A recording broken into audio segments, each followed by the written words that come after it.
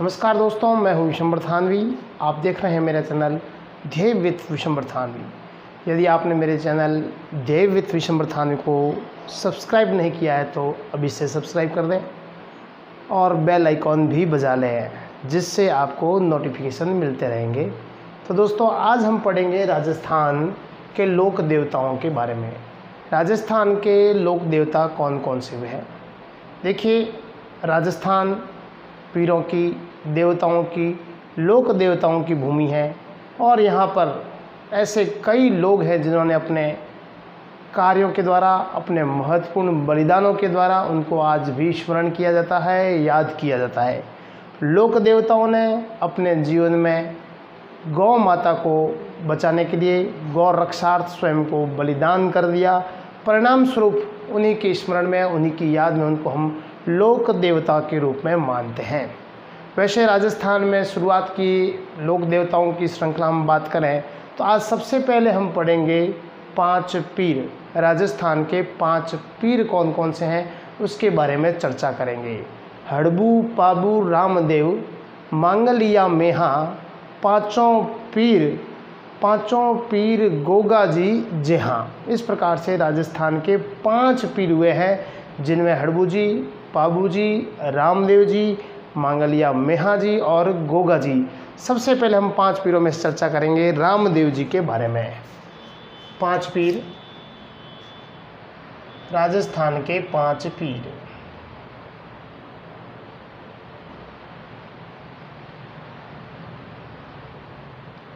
सबसे पहले बाबा रामदेव जी के बारे में। रामदेव जी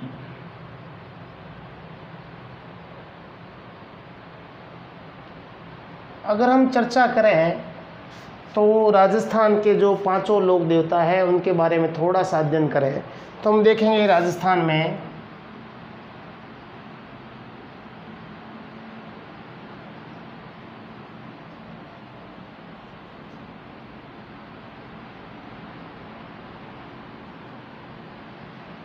ये क्षेत्र आता है जोधपुर और यहाँ आता है फलोदी।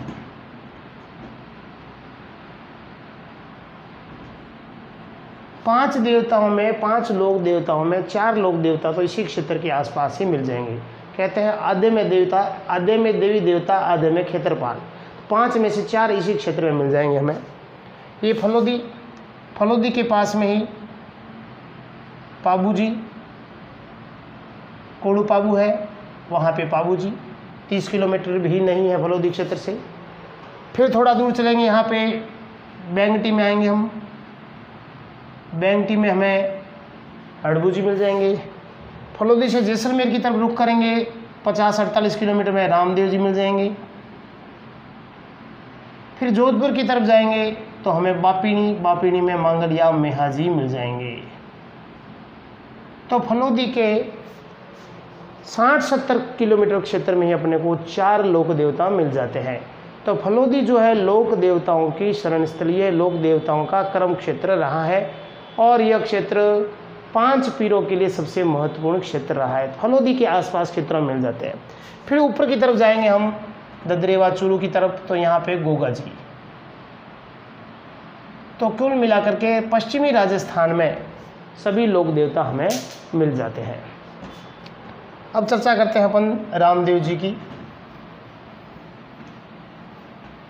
देखिए, रामदेव जी को कृष्ण का अवतार कहते हैं हम, कृष्णावतार। भगवान कृष्ण के अवतार माने जाते हैं और इनके छोटे भाई बलदेव, वीरमदेव को बलदेव का अवतार, बलदेव का अवतार मानते हैं। इनको रामसा पीर भी कहा जाता है। मुसलमान लोग इनको रामसा पीर के नाम से जानते हैं। इन्हें रामसा पीर, कृष्णावतार, बाबा रामदेव, रूणीचा धनी,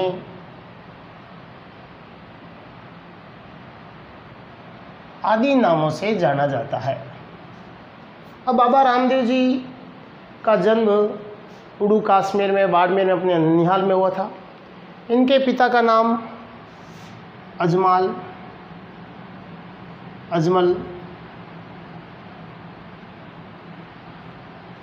बाबा रामदेव जी का गीत सबसे बड़ा, सभी लोक देवताओं में सबसे बड़ा गीत है।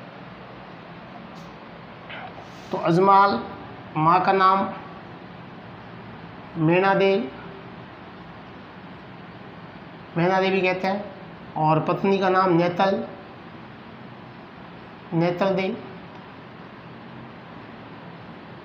गीत है, हेलो मारो सांभळो तेरू ने चेहरा राजा अजमाल जीरा बेटा मैना देरा लाल रानी नेतलरा भ्रतार मारो हेलो सांभळो रे जी। तो इस प्रकार से उनके पिता का नाम, माता का नाम और पत्नी का नाम भी आता है। इनके गुरु जो थे, गुरु बालीनाथ जी थे।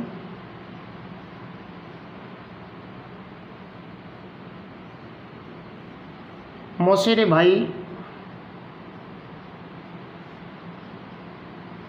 इनके मौसेरे भाई जो थे अड़बू जी थे।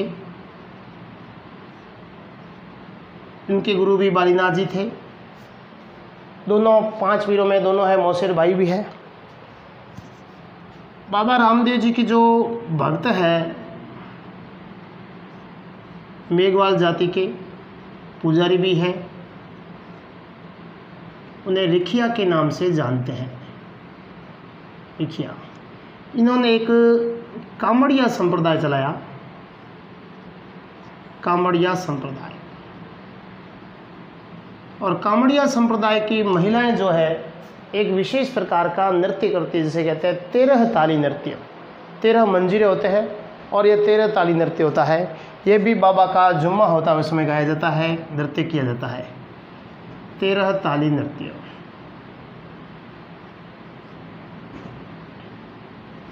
बाबा रामदेव जी के पैदल दर्शनार्थ काफ़ी लोग आते हैं, गुजरात से भी पैदल चलते आते हैं। और जो पैदल यात्री होते हैं उनको जातरू के नाम से पुकारते हैं, पैदल यात्री, इनको जातरू कहते हैं। ये मूर्ति पूजा विरोधी थे। बाबा रामदेव जी खुद मूर्ति पूजा के विरोधी थे। परिणाम स्वरूप इनके 2 पगलियों की पूजा होती है, इसलिए पगलियों की पूजा होती है, पगलिया। बाबा रामदेव सांप्रदायिक सद्भावना के देवता माने जाते हैं। मुसलमान लोग भी इनको मानते हैं और इन्हें हिंदू लोग भी मानते हैं। इनका जो मेला है भाद्रपद शुक्ल दूज या द्वितीया, भाद्रपद शुक्ल द्वितीया को बाबा जी का जन्म हुआ था, बाबा रामदेव का जन्म हुआ था। और एकमात्र लोक देवता जिन्होंने जीवित समाधि ली थी वो ली थी भाद्रपद शुक्ल एकादशी को।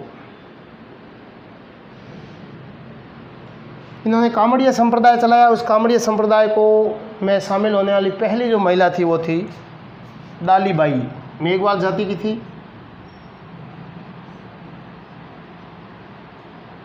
इनकी धर्म बहन भी थी। बाबा रामदेव जी एकमात्र ऐसे लोक देवता हैं जो कवि भी थे। उनकी 24 वाणियाँ प्रसिद्ध हैं, कवि थे, 24 वाणियाँ फेमस हैं।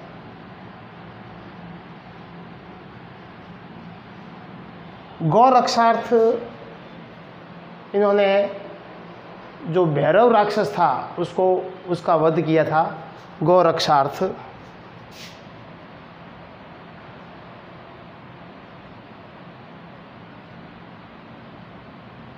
भैरव राक्षस का वध किया।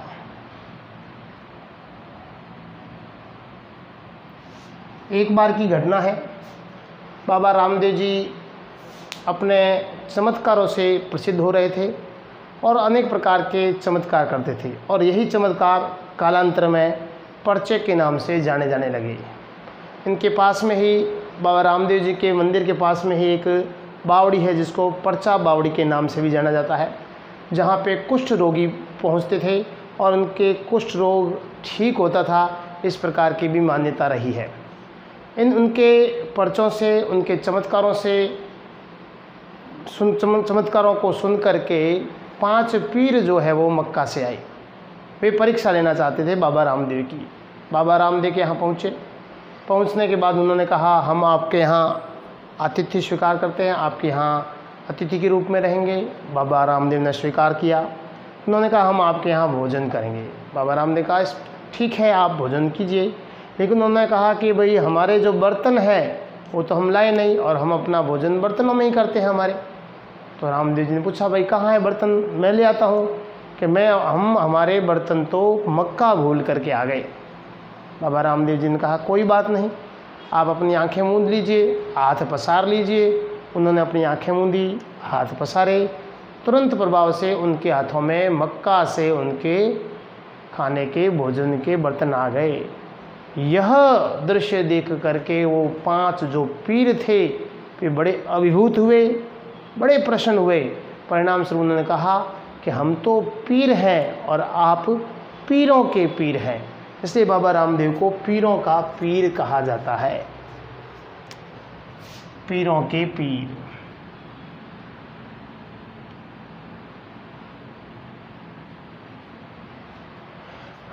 बाबा रामदेव ने समाज के अंदर जो बुराइयां थी, जो अंत्यज लोग थे, जो निम्न वर्ग के लोग थे, उनको गले लगाया, उनके साथ भोजन किया, उनके साथ रहे। इस प्रकार से समाज में जितनी भी कुरीतियाँ थी उन सबको दूर करने का प्रयास किया। इसके अलावा उन्होंने शुद्धि आंदोलन के माध्यम से जिन हिंदुओं ने मुसलमान धर्म ग्रहण कर लिया था उनको भी वापस पुनः धर्म में लेकर के आए। शुद्धि आंदोलन भी आपने चलाया। शुद्धि आंदोलन के माध्यम से पुनः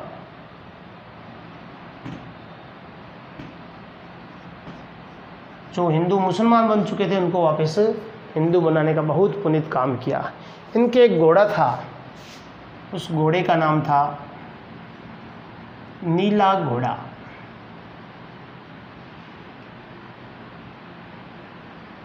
नीला घोड़ा था। इनके जितने भी भक्त हैं, दर्शनार्थ आते हैं, वो भी कपड़े का घोड़ा लेकर के आते हैं, कपड़े का घोड़ा भी चढ़ाते हैं। इस प्रकार से बाबा रामदेव जी जो थे, पश्चिमी राजस्थान के अंदर जो निम्न वर्ग के लोग थे, जो तथाकथित दलित वर्ग के लोग थे, उनको समाज की मुख्य धारा में जोड़ने का काम किया और उनको गले लगाया था बाबा रामदेव ने। इसके पश्चात आते हैं पाबू जी। 5 पीरों में से दूसरे हैं पाबू जी।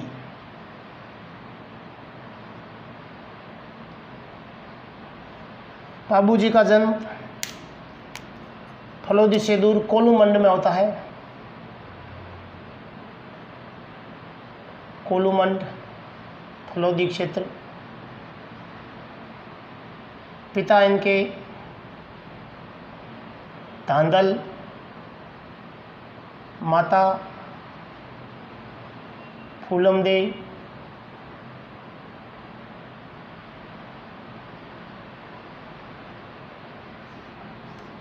बाबू जी जो थे इन्होंने भी गौ रक्षार्थ अपना बलिदान किया, गांव के रक्षाओं के लिए अपना स्वयं बलिदान हो गए थे।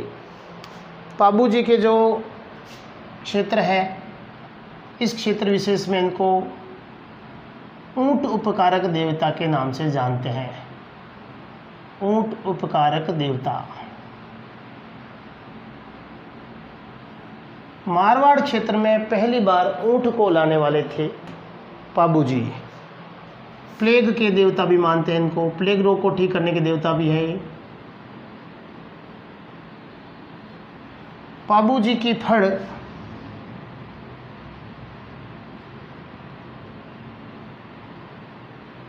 सबसे लोकप्रिय है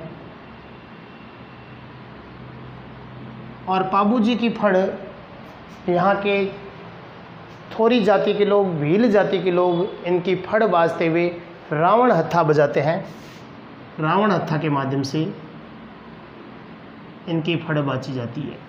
इनके एक घोड़ी थी जिसका नाम था केसर कालमी। यह केसर कालमी जो घोड़ी थी, एक देवली चारण नाम की महिला थी उसके पास घोड़ी थी, बड़ी सुंदर घोड़ी थी। और जब पहली बार पाबू जी ने उस घोड़ी को देखा तो बड़े अभिभूत हुए, प्रसन्न हुए और उसकी प्रशंसा देवली चारनी के सामने की। देवली चारनी ने उस घोड़ी को पाबू जी को दे दी और पाबू जी ने कहा कि भाई ये मुझे नहीं आवश्यकता है, लेकिन उसने उपहार स्वरूप देवली चारनी ने उस घोड़ी को दे दी। लेकिन उसके बदले में यह वचन भी ले लिया कि जब भी मेरी गायों के ऊपर संकट यदि आए तो आप उसकी रक्षा करने के लिए तुरंत आ जाना। पाबू जी ने कहा कि भाई मुझे आपकी गायों की रक्षा जानकारी कैसे उपलब्ध होगी? तो उन्होंने कहा कि भाई जो मेरी घोड़ी केसर काल में है वो हिनाने लग जाएगी और ऐसी स्थिति में तुम मुझे बचाने के लिए, उन गायों को बचाने के लिए आ जाना। तो उसी दरमियान पाबू जी का विवाह हो रहा होता है, हथलेवा जोड़ा हुआ है और 3, साढ़े 3, 4 फेरे हुए हैं। तभी वो केसर काल में घोड़ी हिनाने लगी। वचन प्रतिबद्ध पाबू जी वहाँ से उठे। उनके घर वालों ने कहा ये अपशकुन हो जाएगा। उन्होंने कहा नहीं, मेरा पहला वचन है वो मुझे वचन निभाना है, ये 7 वचन मैं बाद में निभाऊंगा। परिणाम स्वरूप अपने ही जीजा जिंदराज खींची। जिंदराज खींची वही है जिसने देवली चारनी से उस केसर कालमी घोड़ी को मांगा था, लेकिन देवली चारनी ने उस केसर कालमी को दिया नहीं था। तो प्रतिशोध की ज्वाला में वो उसकी गायों को ले जाने लगा। ऐसी स्थिति में जिंदराज खींची के साथ में पाबू जी युद्ध लड़ते हैं और गौ रक्षार्थ वहीं बलिदान हो जाते हैं। जिंदराज खींची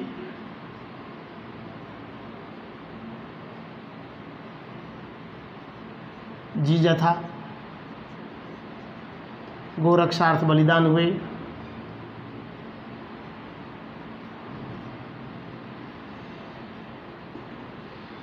पाबू जी को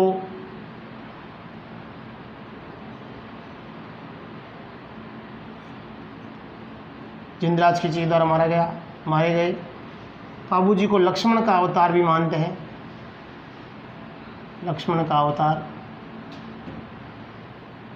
इनका मेला चैत्र की अमावस्या को बढ़ता है।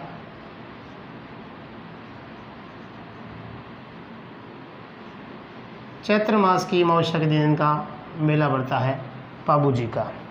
पाबू जी के बाद तीसरे लोक देवता आते हैं मांगलिया मेहा जी।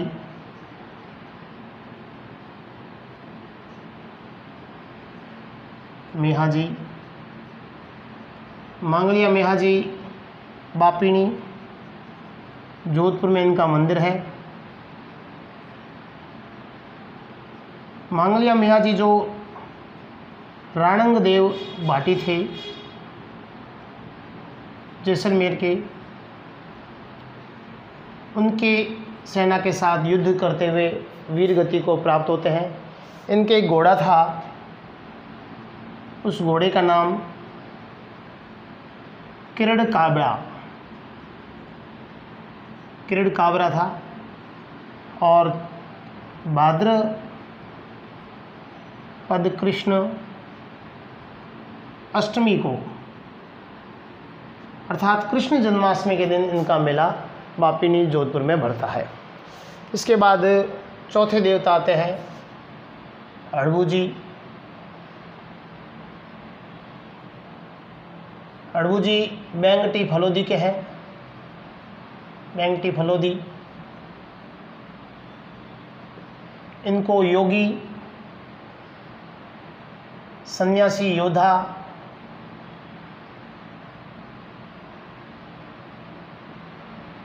शकुन शास्त्र के ज्ञाता,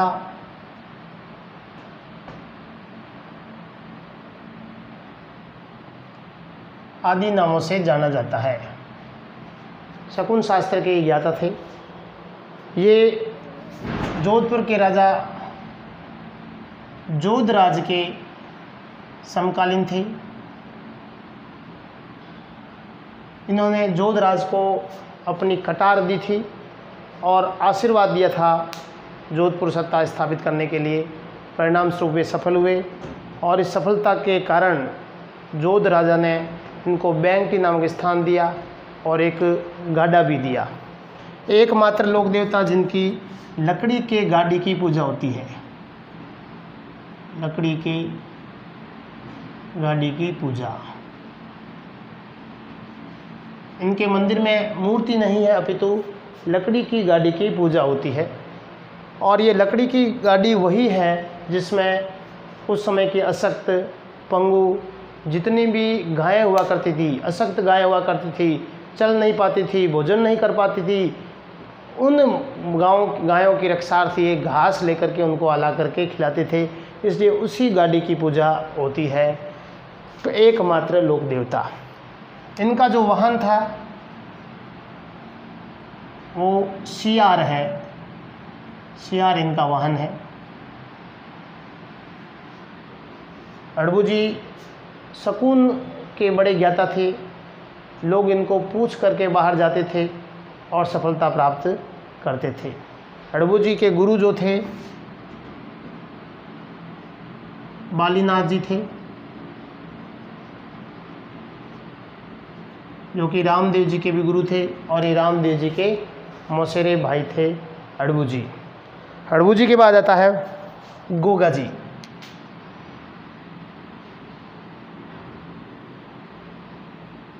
गोगा जी का जन्म ददरेवा चूरू में होता है और इनके पिता जेवर, इनकी माता बाछल, इनकी पत्नी केलमदे थी। और ये इनकी जो पत्नी केलमदे जो थी, इधर पाबू जी की बहन थी।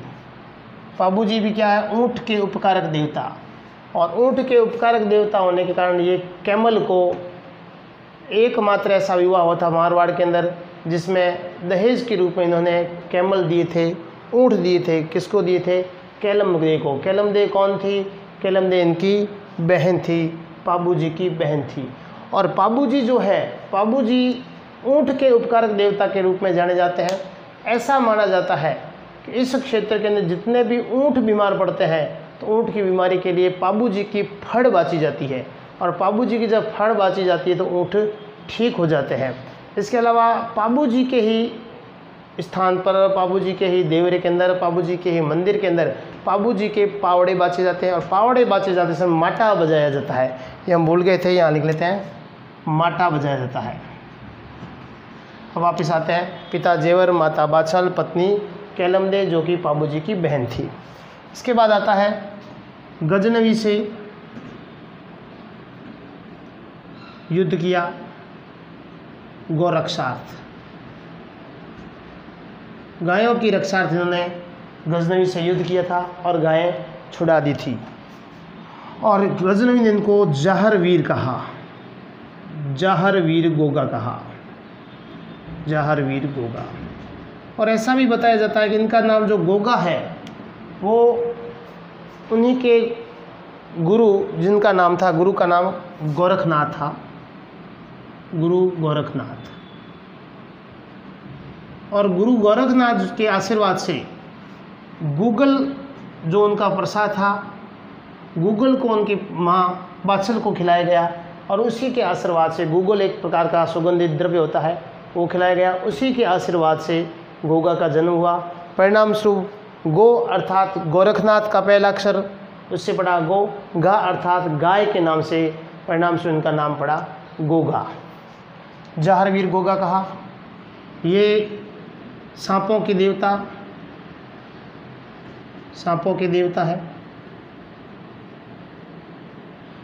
इस क्षेत्र में चूरू, हनुमानगढ़, गंगानगर, इस क्षेत्र में कोई भी खेत जोता जाता है तो गोगा जी के नाम की राखड़ी बनाई जाती है और वो बांधी जाती है, गोगा राखड़ी कहते हैं। इनके जो घोड़ा था उसका नाम था गोगा बापा, घोड़े का नाम गोगा बापा था। गोगा जी के दो भाई थे, चचेरे भाई अर्जुन और सुरजन। उनको युद्ध करते हुए, उनके साथ युद्ध करते हुए ये अपना जीवन समाप्त कर देते हैं। गोगा जी का जो मंदिर है वह मंदिर मकबरे नुमा है।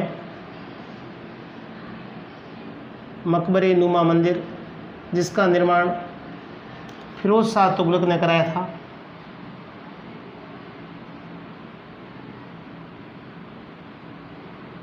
और इस मंदिर पे बिस्मिल्लाह लिखा है, बिस्मिल्लाह। लेकिन वर्तमान निर्माण महाराजा गंगा सिंह द्वारा कराया गया था, गंगा सिंह जी द्वारा।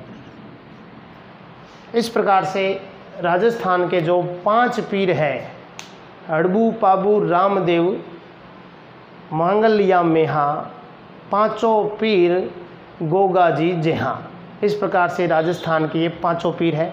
5 पीरों के अलग अलग घोड़े हैं, जिनमें से हड़बू जी का सियार है, गोगा जी का बप्पा गोगा है, केसर कालमी पाबू जी की है, किरण काबरा मांगलिया मेहा जी का है। तो इस प्रकार से राजस्थान के अंदर जो 5 पीर हुए हैं, ये महत्वपूर्ण पीर हैं।